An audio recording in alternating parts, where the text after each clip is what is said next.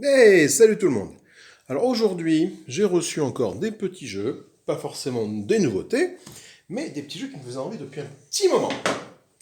Donc, j'ai reçu Onirim, avec ses 7 extensions incluses.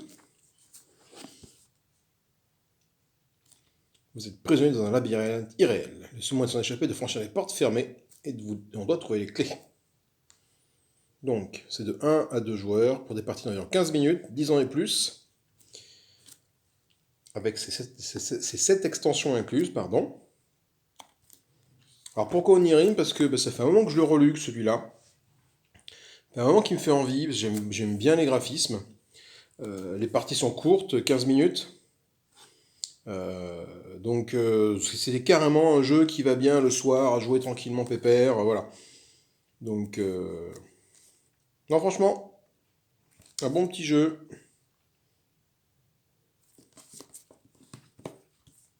qui me fait bien plaisir d'avoir reçu celui-là. Alors, on va voir ce qu'il y a dans cette boîte tout de suite. Voyons voir ça.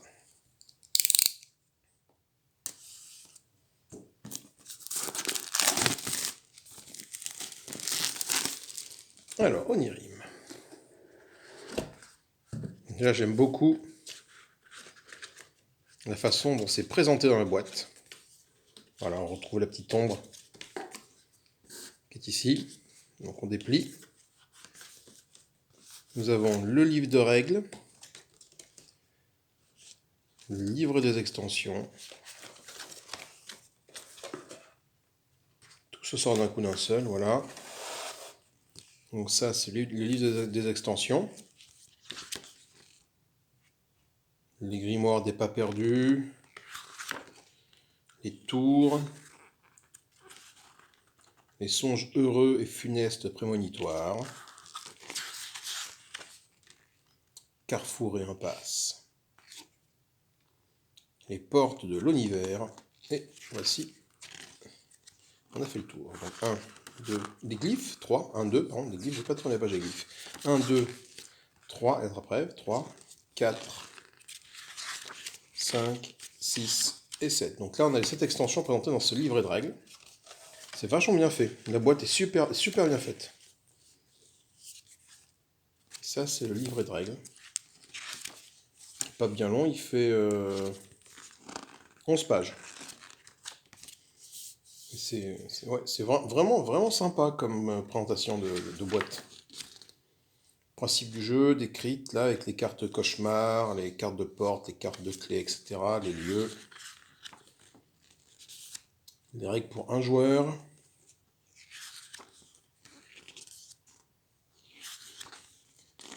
Les règles pour 2 joueurs. Et c'est fini. On sommes arrivés à la fin de la partie. Fin de la partie, différents modes de jeu. Très chouette. Franchement, très belle boîte. J'aime beaucoup. Nous avons un petit jeton. Alors c'était quoi il s'appelait le jeton? Le petit incube. J'arrive à l'ouvrir, bien sûr.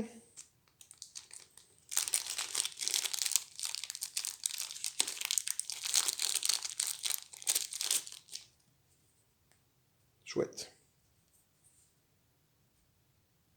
Qui reprend l'ombre de la boîte. On va mettre là comme ça, voilà. Et nous avons des cartes en veux-tu en voilà. Alors ça, ce sont des cartes, je présume, je sais pas trop ce que c'est, de l'extension peut-être, avec la petite... Ils ont chacune une icône différente, donc est-ce que j'ai... C'est peut-être l'icône de l'attrape-rêve à tous les coups. Ouais, les attrape-rêves, voilà. Ça, c'est des cartes de l'attrape-rêve. Donc on va... Et ça, c'est peut-être des cartes du jeu de base, peut-être, on va voir. Avec les clés. Ouvrons ça tout de suite. Alors, ouvrons ça tout de suite.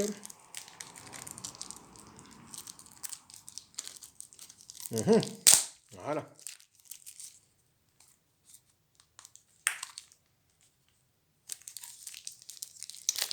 Voyons voir un peu ça. Alors, déjà, les cartes sont pas filantes, elles sont assez épaisses. Donc, franchement sympa. Donc ça, c'est le dos. Souvent, c'est les cartes du jeu de base. Ouais, c'est ça. Donc, ça sent le neuf. J'aime beaucoup cette odeur de jeu neuf. Des fameuses clés. Donc, 3 clés rouges. pour 2 portes rouges.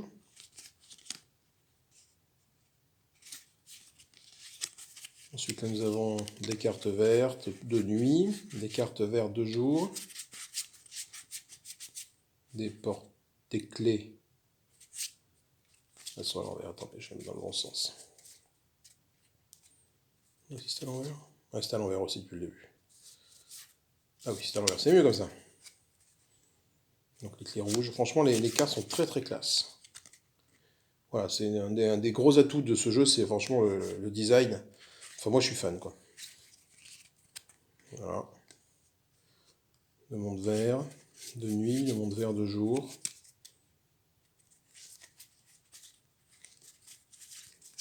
Les clés du monde vert. Porte verte, donc 2 portes vertes pour 3 clés vertes. Après, ça c'est les cartes cauchemar.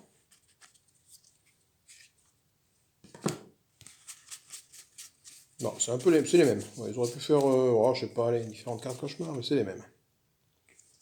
Ok. Ensuite là, nous avons quoi? Nous avons des cartes avec une petite spirale ici. Je sais pas ce que ça représente. C'est une extension de spirale peut-être? C'est une extension, les glyphes. Ça, c'est l'extension des glyphes avec les petites icônes ici. Ok, ça c'est une extension des glyphes. Alors du coup, ce que ça fait, je ne sais pas du tout. Il y a une porte de chaque couleur pour les glyphes. Ensuite, là, on trouve des cartes de l'attrape-rêve. Ça, c'est les cartes d'extension. Le monde bleu. Des cartes nuit, des cartes jour. Avec les portes. Les clés, pardon. C'est chouette, hein. Les portes. Ça, ici. Ensuite, là, je pense encore une extension. Ou c'est le monde... Ah non, c'est le monde blanc. Pardon, c'est le monde blanc ou doré, je ne sais pas trop comment il peut s'appeler, celui-là en termes de couleur. Carte jour, carte nuit, nos fameux 3 clés et nos 2 portes. Voilà, et là, le monde rouge. Je n'avais pas sorti les cartes de couleur du monde rouge. Ah non, c'est vrai. Le monde rouge, et puis là. Le monde rouge, voilà, avec ses cartes nuit et ses cartes jour. Superbe. Donc déjà ça, là, ça et ça, voilà, ça c'est le jeu de base. Ça, je pense, c'est le jeu de base, sans les extensions. Là, on a les extensions pour les glyphes. Et quelques cartes, bon, les glyphes avec l'icône est là, et quelques cartes pour les attrape-rêves qui sont ici. Mais on a encore tout ce paquet là, à explorer là. Alors, on fait un petit coup. Qu'est-ce que tu caches dans ton bidon, toi?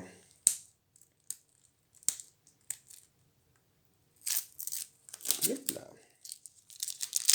Il va falloir que je bûche les règles hein, de ces extensions-là. Hein. Je sais pas si vous savez lesquelles sont les meilleures, vous me le dites. Hein.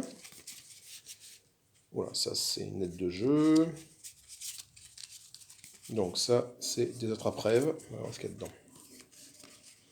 Des cartes avec des épuisettes pour attraper les rêves.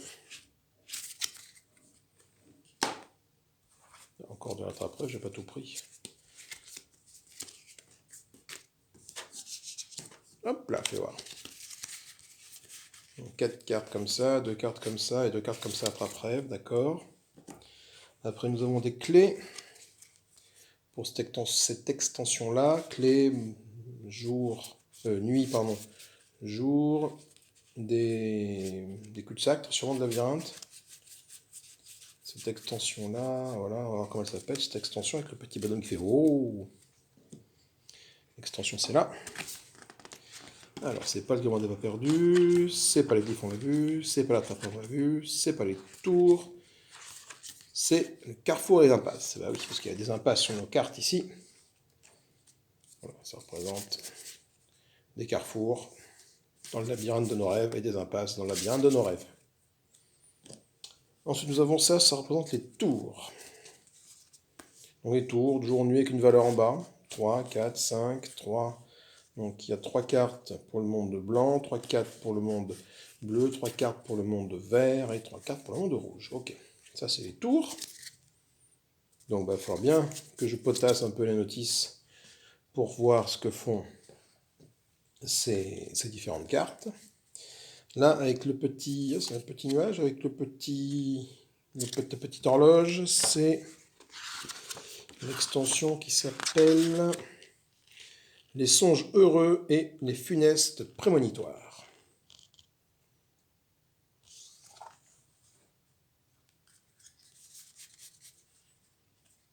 Voilà, 4 cartes comme ça. Ça, ce sont les songes heureux. On change l'extension du coup là. Hop, en transition, on passe sur une autre extension qui s'appelle, avec la porte, Takatikatouk, les portes de l'univers.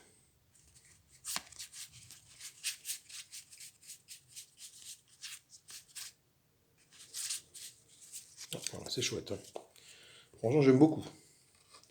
Bon, je les mets là. On retombe sur les cartes des rêves funestes et somptueux et des funestes prémonitoires.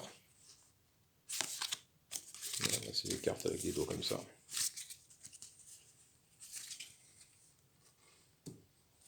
Et enfin, je retrouve notre après ici. Ah, c'est des cartes du... Ça c'est quoi ça? C'est une carte spéciale pour ce monde-là, le monde des livres là. Comment ça s'appelle? L'extension avec les livres s'appelle le grimoire des pas perdus. De rouge, de bleu, de doré, de verte. Et on retourne des portes de la trappe-rêve. 4 portes de la trappe-rêve. Je vais mettre avec la trappe... non, ça c'est les glyphes, c'est pas la trappe-rêve. Hop, ça va là, les glyphes. Ça c'est pour les grimoires des pas perdus. Ça c'est pour les portes. Les portes elles vont là. Et tout ça, c'est les grimoires des pas perdus. Eh bien, il y a de quoi faire, je vous le dis tout de suite, en termes de matériel. Il y a beaucoup de cartes sympathiques.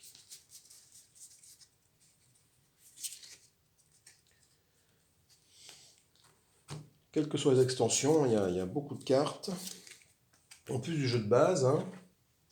Ça, c'est donc les tours. Voilà. Je les mets là. Hop. Ça là.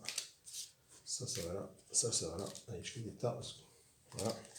Voilà. Et donc, nous avons ça de taille de cartes pour les extensions. Et ça pour le jeu de base. Hein, il y a plus de cartes d'extension au total qu'il y a dans le jeu de base. Ce qui est une bonne chose, parce que ça veut dire qu'il y a moyen de s'amuser comme un petit foufou là-dessus. Alors, est-ce que les extensions, par contre, peuvent se combiner entre elles? C'est une bonne question, ça. Pourquoi ne pourrait-on pas le faire? Il faut que je lise les règles des extensions. À partir du petit cube. Le petit incube. Le petit incube, c'est lui. Voilà, il va voir ce qu'il fait ce petit incube. Il y a peut-être moyen de s'amuser aussi avec lui. Et ça, c'est le livre des règles. Pour un joueur. Alors, est-ce qu'ils disent de comment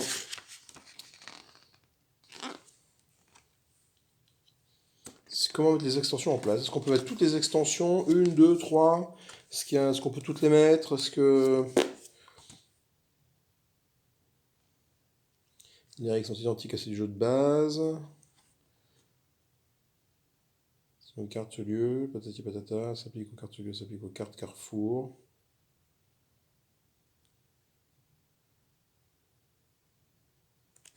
Je ne sais pas trop si on peut les combiner, parce qu'après, ça dit que ça se combine aux règles de base, mais ça rajoute des étapes.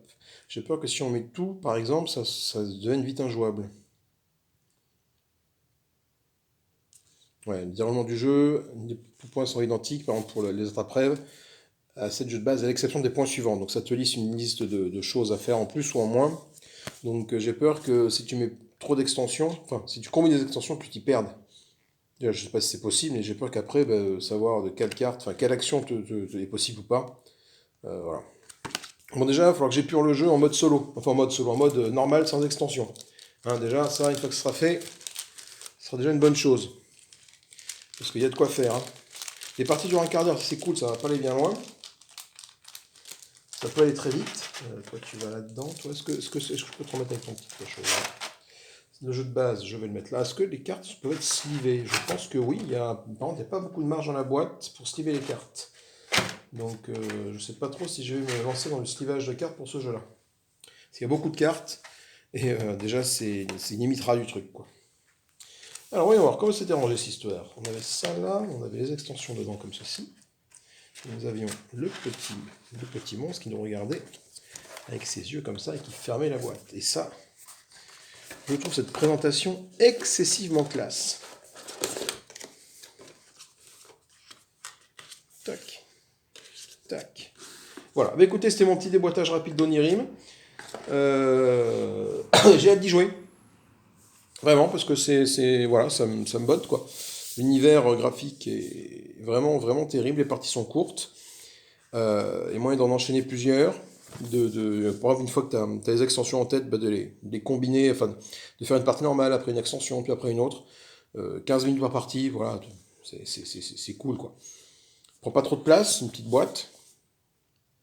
Bon, c'est pas à la hauteur d'un Tiny Epic, mais on n'est pas loin, parce que Tiny Epic, la boîte est aussi large, dans hauteur, on doit être là en hauteur à peu près. Donc ça prend pas trop de place, c'est cool. Franchement, non, franchement, je suis content de mon achat. Voilà, donc il va rejoindre ma bibliothèque assez fournie. Voilà, j'y jouerai, je pense, beaucoup au début, mais après, comme tous les jeux, bah, dès que tu en reçois d'autres, bah, tu les mets un peu de côté. Mais bon, pour 15 minutes la partie, je pense que j'y retournerai souvent. Il n'a pas l'air d'être non plus mis en place très compliqué, vu que c'est un jeu de cartes que tu mélanges finalement. Donc, non, je suis vraiment content de mon truc. La belle découverte, et j'adore vraiment l'intérieur de la boîte. Ça, je trouve ça très classe. C'est con, c'est du pliage, hein. C'est bête à dire, hein, mais bah, tu rentres dans l'univers, quoi, directement. Voilà, c'est pas une boîte où tu ouvres, et bon, c'est pas en vrac, mais tu rentres dans l'univers d'Onirim, et voilà, ça te met dans l'ambiance, quoi. Bon, mais écoutez, moi j'ai hâte de parcourir le labyrinthe irréel de mes rêves, hein, ça va être un beau merdier. Je vous fais des bisous. Si ça vous a plu, n'hésitez pas, pouce en l'air, pouce en bas. N'hésitez pas à commenter, n'hésitez pas à me dire bah, si vous connaissez le jeu, si vous l'avez, quelles sont vos extensions favorites. Du coup, bah voilà, lesquelles vous me recommandez, parce que moi je débute hein, dans ce jeu-là, donc je joue avec le jeu de base. Mais si vous avez des extensions à me recommander, surtout n'hésitez pas, je suis preneur. Voilà. Écoutez, bah, c'était mon déboîtage rapide d'Onirim. Petit clic sur la cloche pour être notifié. Abonnez-vous, partagez, commentez, likez, ça fait plaisir. Voilà, moi je vous fais des bisous et je vous dis à plus tard pour un nouveau déboîtage, pour une nouvelle partie de quelque chose, etc. etc. Bisous bisous, salut!